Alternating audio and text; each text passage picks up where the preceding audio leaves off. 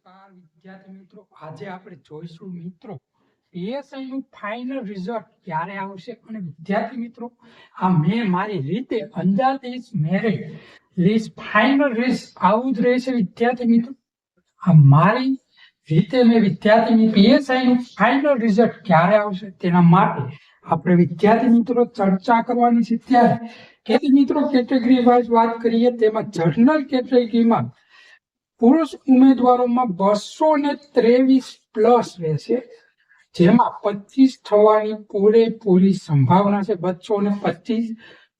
એમાં ગર્લ્સ છોકરીઓ માટે પણ 205 રહેશે. વિદ્યાર્થી મિત્રો, અને ખાસ કરી મિત્રો તમારા માટે આમાં 2 માર્ક ગર્લ્સમાં પણ ઉમેરવાના રહેશે.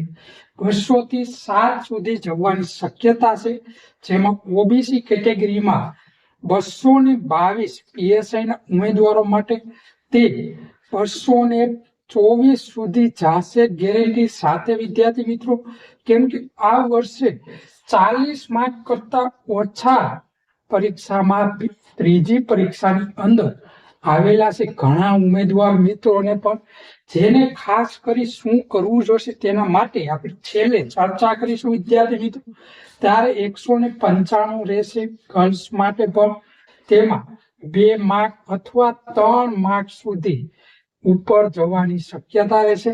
તેમાં ઈડબ્લ્યુએસ કેટેગરીમાં પુરુષ ઉમેદવારોમાં 218 થી લઈને વિદ્યાર્થી મિત્રો તે 220 સુધી જવાની શક્યતા રહેશે.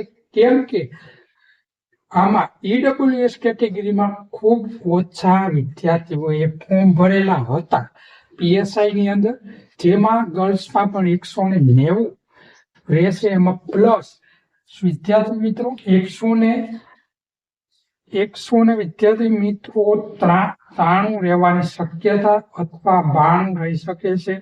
કેમ કે માર્ક ઘણા ઓછા આવેલા છે તમામ મિત્રોને, જેથી મેરિટ તમારું ઊંચું જવાની વિદ્યાર્થી મિત્રો શક્યતા છે. કેમ કે એસસી કેટેગરીમાં વિદ્યાર્થી મિત્રો 203 પુરુષ ઉમેદવારો છે, તેને 5 અથવા 6 થશે જ ઉપર જઈ શકે છે. કેમ કે 170 ગર્લ્સમાં પણ છે, ખાસ કરી તે પણ 75 સુધી જવાની શક્યતાઓ છે. વિદ્યાર્થી મિત્રો, જેમાં એસસી કેટેગરીમાં ખાસ કરી તેમાં 215 સુધી જશે, અને ઊંચામાં ઊંચું 218 જવાની શક્યતા છે. વિદ્યાર્થી મિત્રો, તેમાં 119 ગર્લ્સમાં રહેશે એસસી કેટેગરીમાં, તેમાં 192 સુધી જશે. વિદ્યાર્થી મિત્રો, તો હવે વાત કરી લઈએ મિત્રો, ખાસ કરી તમારા માટે ફાઇનલ મેરિટ 5 અથવા 7 દિવસની અંદર